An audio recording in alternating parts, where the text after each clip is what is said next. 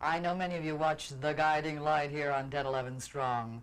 And have you seen this lovely villainess who's been added to the cast?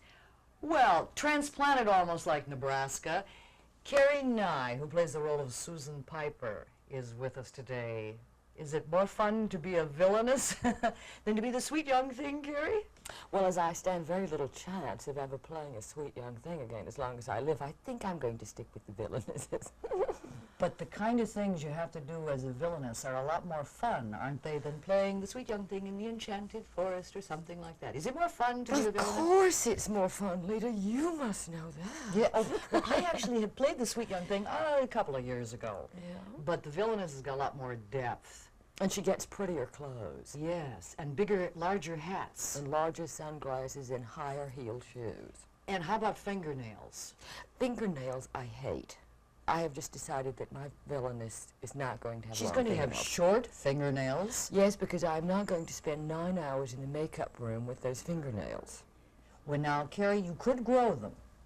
Not if I have to fire a .38. Oh, that's true. Magnum and a Luger. Yes. No fingernails. How big is your arsenal? There is Susan Piper's small, tasteful gun. This is true. This was on the prop list when we shot in Barbados. Susan Piper's small, tasteful gun. Susan Piper's .359 Magnum. Susan Piper's Luger with silencer.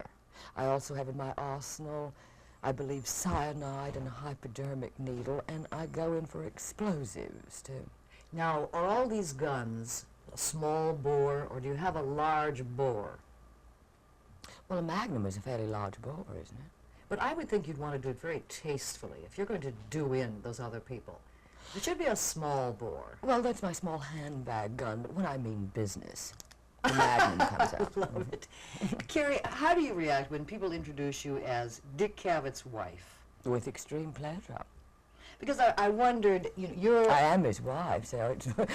But, I mean, you're an actress of some repute in your own right, of considerable repute in your own right. And to always have that tacked on, even though we're very proud of Dick, of course, in Nebraska, does it rankle you for just a moment? Not even for a second. I'm very proud of what Dick has done, and I think, you know, why Dick...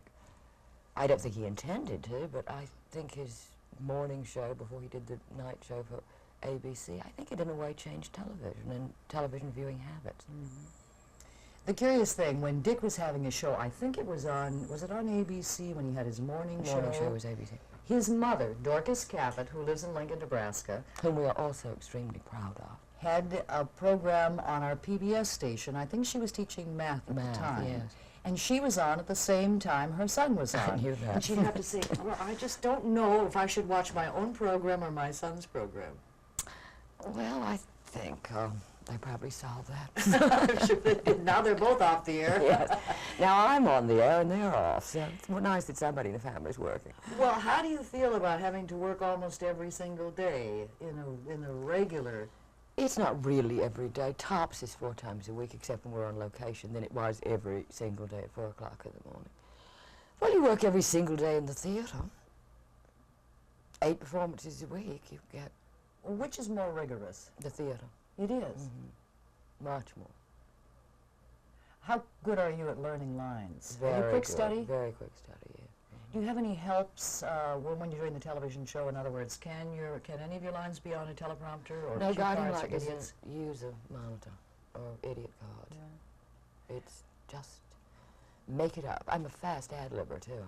But how do the writers deal with your being a fast ad-libber? Do they appreciate that, or...? I think they've liked my ad-libs. No one said, no, we can't use that. Can you smoke when you're doing your villainous role?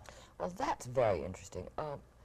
I have been allowed to, which proves I am indeed the worst person in the world, because smoking is frowned on daytime drama, as we're now taught to call it. So only the most terrible people can get to smoke. But I really think all good villainesses, going back from Davis and Marlena Dietrich, I mean, what are they with their cigarettes? They said that Dietrich used a cigarette as the way other women used a fan. So I really think it's very necessary, but you don't have to inhale. That's right, that's right. Didn't you play a Tallulah Bankhead role? I played Tallulah. You played the Tallulah. You know, there is a quality about you similar to her, whether it's the look or whether it's the voice or a combination thereof? Do you identify with her in any way? Not in any way at all, except that I admired her. She was a wonderful actress before she allowed herself to become a caricature, and she was dead funny, and I really do think humor is one of the saving graces in this world. Yeah. Tallulaisms are quoted and quoted and quoted and quoted. And misquoted, but but the givers, they've attributed so many wonderful lines As long as to they're her. funny, I'm sure she Oh, wouldn't yeah. mind. You live on Montauk in New York, and you have a place in New York City. Yes. Someone said it was Woody Allen's old apartment. Is it? It is? I've never looked for an apartment in my life. I just follow Woody. he can be counted on to move, and when he leaves, I'll move in. Do people ever come over there to say this was Woody Allen's apartment, or now is it No, Vic's they said and stick in. They say Carrie's? it's Susan Piper's apartment. What are you talking about? There's some wonderful scenes that you are doing in The Guiding Light. Now, let's set up the first scene. Now, you are in a car. Well, what Yes. is happening here? Wonderful things happen. I am on the lam from the police, and I am blackmailing an unknown and very, very rich and important man. And various people are pursuing me for their own various reasons, and they jump into cabs, and guess who's driving? Me. They jump on yachts. Guess whose yacht it is? Mine. I keep turning up in the most unlikely places. All right, let's watch and see if she is as villainous as J.R. Or Joan. Or Jane. Give me the doll. Jim, this is Susan Piper. I know. A legend in my own time. How unfortunate. Give me that doll. I don't have it. You're looking at a gun, my dear. Believe me, I will not hesitate to use it. Give me the doll. I thought bombs and poison were your weapons. We are now going to drive to a nice, quiet, isolated place in the interior. And you will give me that doll if you value your lives.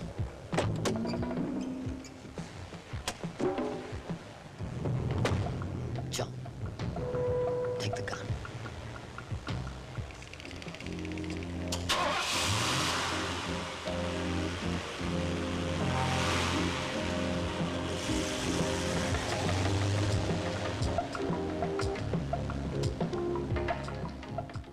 We're chatting with Carrie Nye, who has joined the cast of The Guiding Light recently.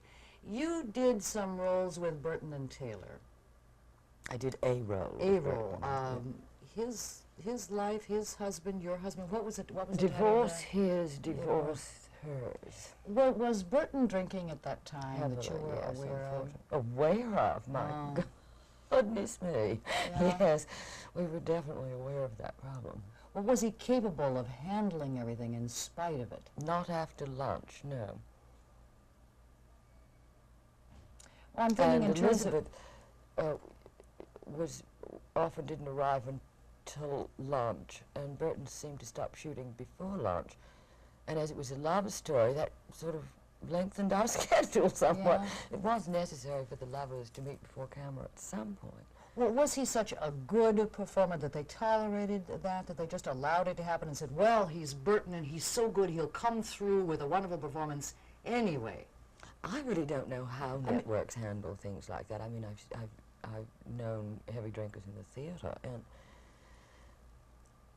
it's hateful to say it, but some people are able to do it, and you cannot tell when they're on stage. Very, very few. You cannot tell when they're on stage. They can barely stand up when they're in the wings. But of course, it takes a toll. The memory goes. And it also makes the people that you're working with nervous wrecks. Yeah. Will it be there or won't it? I don't know why people tolerate it. It clearly killed Richard, who was a great, great actor. Well, I was thinking, for the rest of us, it wouldn't be tolerated, no matter how competent we were. If we didn't show up on time, and if we did show up drunk, they would just say, we don't need that. There are enough good people out there. We don't need that. Well, show business is not like other professions. What can I say? I have heard that you are too particular about a role, and maybe that's why you haven't played as many roles as there are out there to be played.